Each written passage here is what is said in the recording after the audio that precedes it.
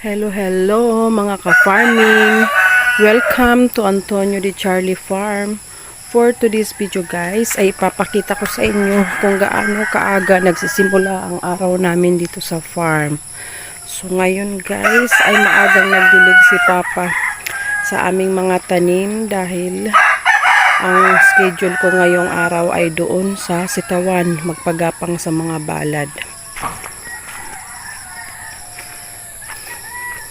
Ayan guys, medyo madilim pa. Bukang liwayway pero start na ang trabaho dito sa farm habang hindi pa mainit.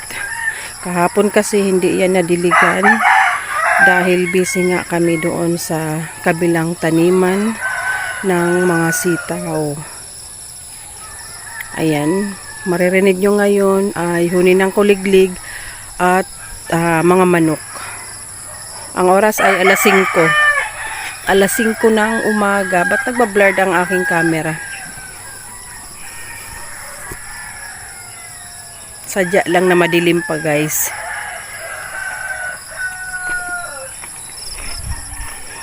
Ayan, check natin yung mga... Ayan, lumaki na din. Ayan na guys. Ayan yung mga pipino.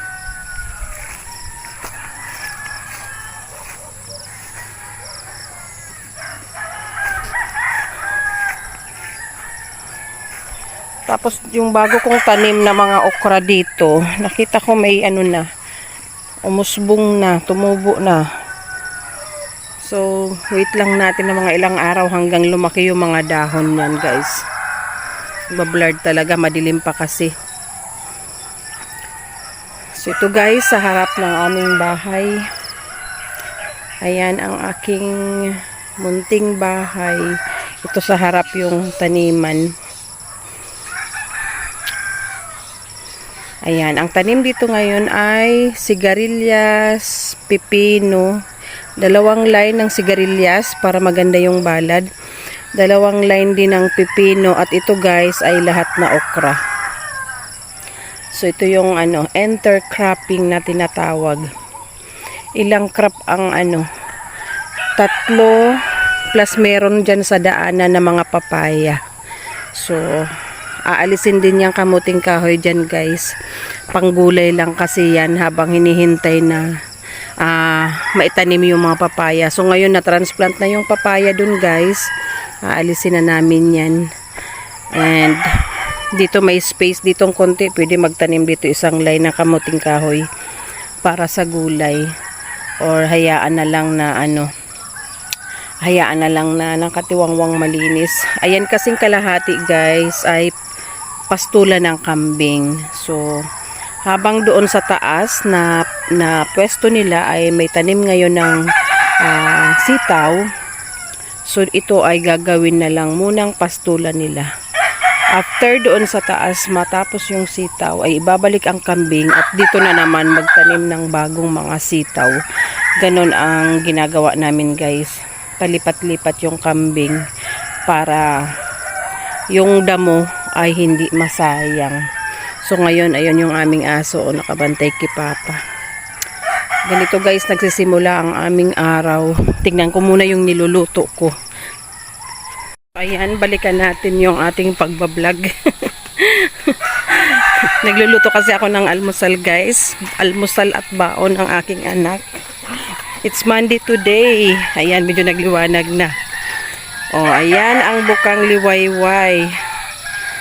Ayan. Diyan guys, ang silangan. Nandoon ang dagat. So, ayan. Papasikat na ang araw. Mamaya pa yan guys. Mga alas 6 siguro. So, may 1 hour pa na malamig. Malamig at makulimlim. Ayan. Ganyan na lang gagawin guys para mas mabilis at hindi mahirap magbitbit ng tubig. So, karmatilya ang ginagamit sa pagdidilig. Ayan, mag-a-apply niyan guys ng complete fertilizer pag nakausbong na, pag yung may mga dahon na. Sa ngayon ay tubig muna hanggang makaangat sila. So ayan, ganyan ang tanawin ko guys pag lahat na yan tumubo.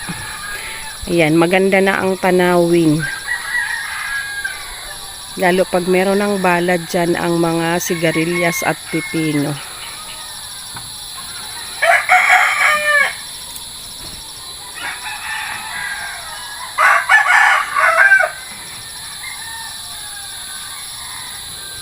Ayan, natigil naman ang aking vlog dahil tiningnan ko yung aking linuluto guys.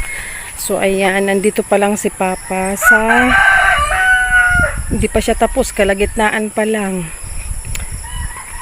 Nandyan pa siya sa mga pipino. Ang aking hindi, nasa ano na pala, okra na. Kasi yung okra guys ay 5 line. So nasa okra na siya.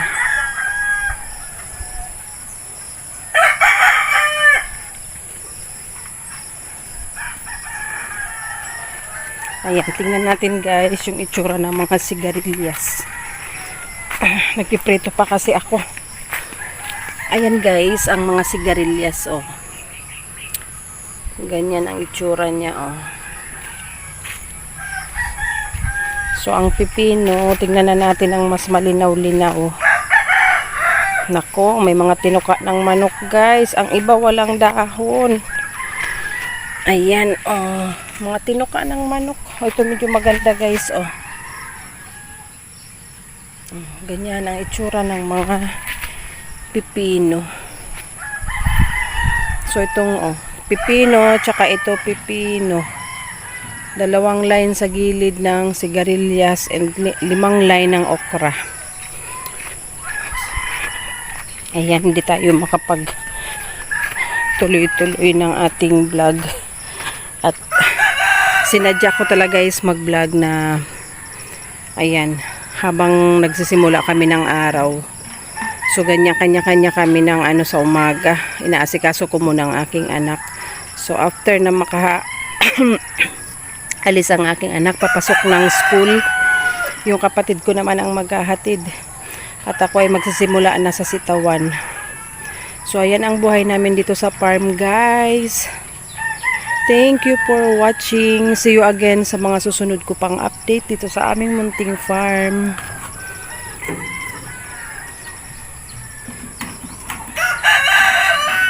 Ayan, salamat sa panonood guys. Bye-bye.